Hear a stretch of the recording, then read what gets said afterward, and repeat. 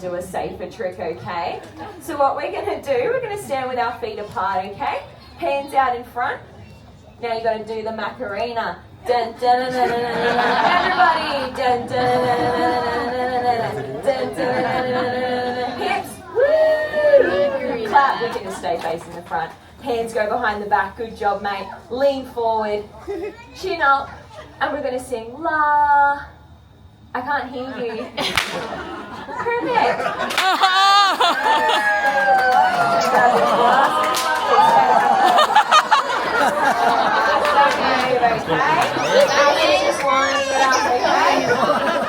Shall we do it on the count of 3?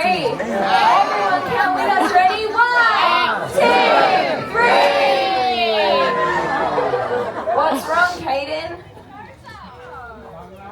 Oh my God. Golly. Okay, so you've given him a sleep mask. You might need that for later, mate. Yeah, right. Okay, pop that one on. Lovely. Assume the position, mate.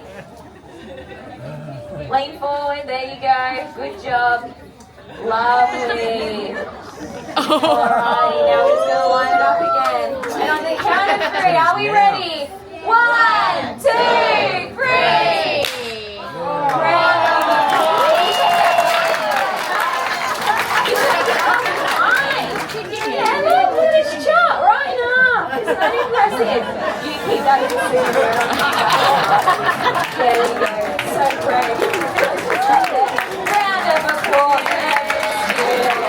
Dogs that we have here at our farm, and we consider her to be a high performance athlete, okay? Therefore, she has a special pre-work regime that we like to put her through before we send her out to work, okay? So she gets a massage, of course. Aww. Very cute. And then we have to turn on her listening ears. That's a very crucial step, before finally winding her up to then send her on her way. So what Caden is going to demonstrate for you all this morning with Elle is some sheep herding. So Caden is going to ask Elle to go fetch that mob of 5 sheep up the back there and push them down in front of you guys here so you can have a closer look. And then Caden will ask Elle to push those sheep up and over the bridge out the back there. That's so that the sheep can practice getting on and off trucks and trailers for transport. And then finally, the sheep are going to finish up in this pen here because it's always important to bring your mob home. So if you watch Caden closely, you'll notice she uses quite a few different techniques to communicate with Elle. She uses whistles, voice commands, and hand signals.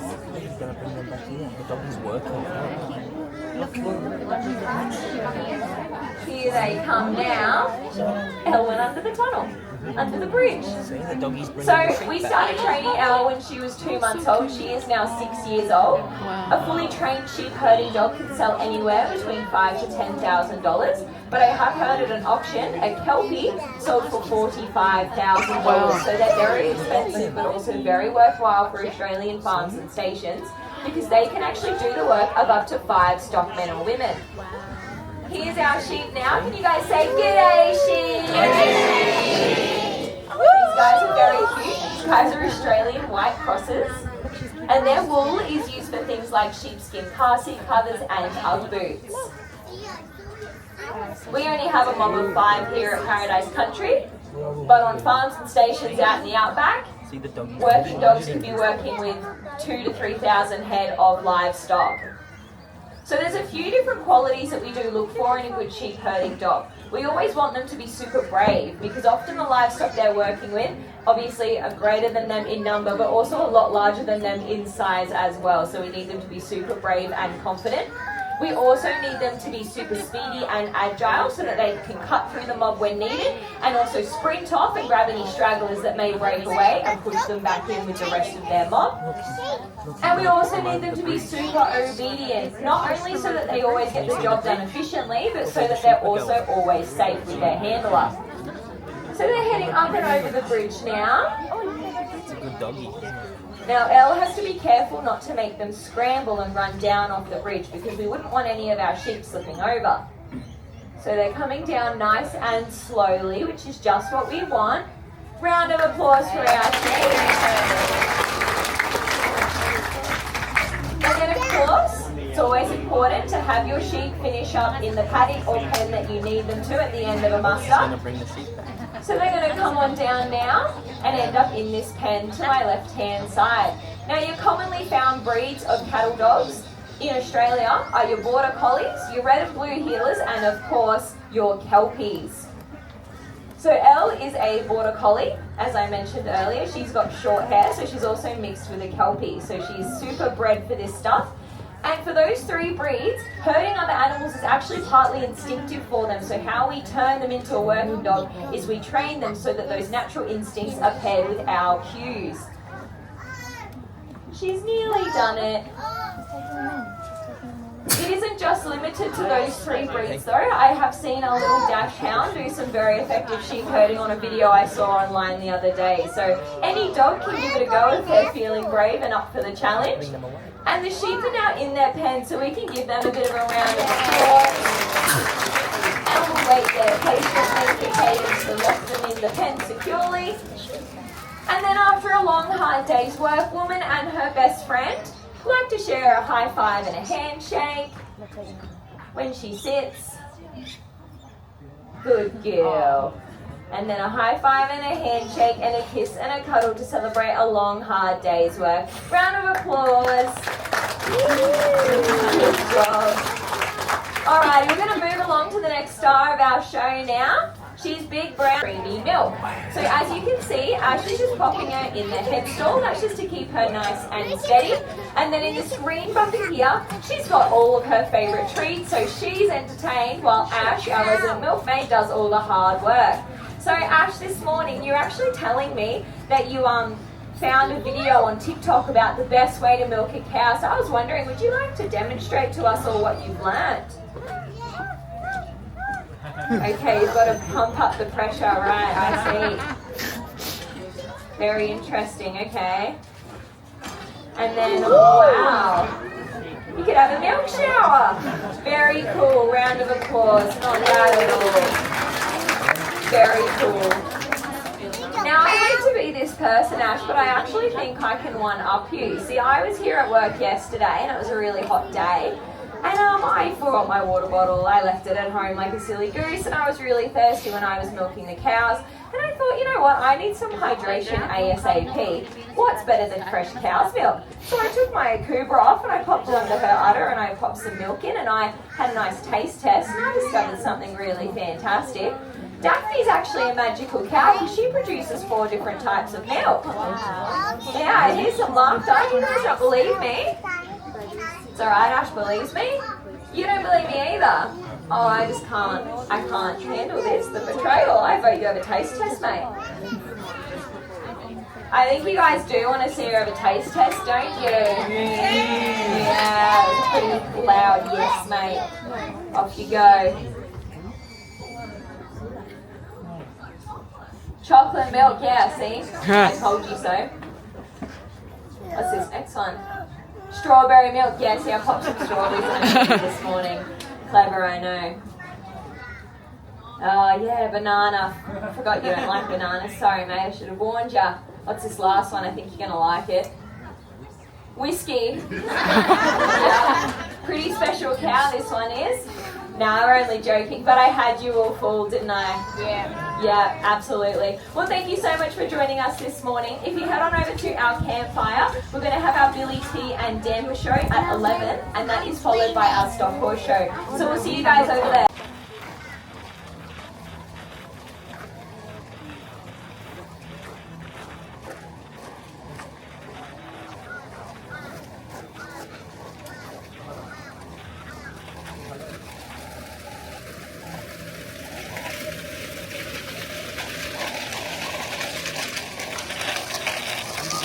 Back the other way on the ground and kick it. And yep, they're all under. That's what I like to see. Yep. Don't worry if it's a little leafy, just pour that first cup out for somebody you're not a big fan of that day. Righty. So, since I've shown you how it's done, do I have any little volunteers who'd like to come show me how it's done? Well, come on down, little purple hat. Sorry. All right, over to the front for me, and you're going to chuck this in your right hand, my little training billy. Over here. There you go. All the way. Wiggle, wiggle, wiggle. Okay, so remember 3 big swings back, okay? Off you go. 1, 2, 3. Beautiful. Well done. All right, now 1.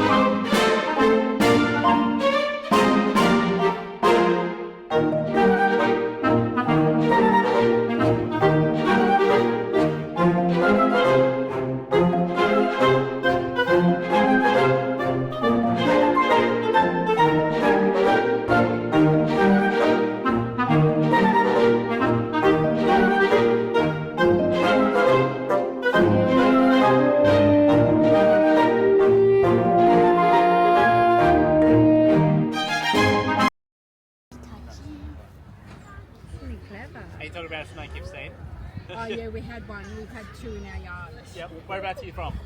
Parkwood. Okay. Yeah. Well, we're back on the bushland, so we're behind the train station. Snake bite there's no tomorrow. It's always a real funny one, a good common fact, especially around these parts. 1 in 5 houses probably has a python in your roof. Yeah. We've got a 2 metre snake skin in the roof. So, It's not a bad thing. It's actually a really good thing. They normally tend to live a lot where there's a lot of mice and rats and whatnot, so they're absolutely taking care of that for you. Unless you're scared of snakes. how big's that one? Did you say? He's about 2.5. I reckon he's probably sitting that. Yeah. He's just having a nice Imagine that. leave through the grass and having a look around. He's safe. As long as it's not a brown, you're pretty good. Yeah, no, it's definitely a python. Yeah. He's so cute. It disappeared the first time, so the guy couldn't find it, but the second time. He's having a look around. You got it? So, yeah. Well, we think it was the same one, we don't know. It was I like will within keep you 2 safe. months of each other, pretty much. So. Yeah. Yeah, I'm from back down like North Newcastle sort of area. So we had Eastern Browns and Red Bellies were our 2 snakes. So far we've only had the 2 pythons. Yep. But because we're back on the bushland, it's like... Oh, way- yeah, there's no tomorrow, yeah. And it's always a really hard one. There's not a lot you can do to sort of keep out. Obviously, keep your grass short, keep your plugs and that in your house, but realistically, they're actually pretty good because they keep them plagues and populations down.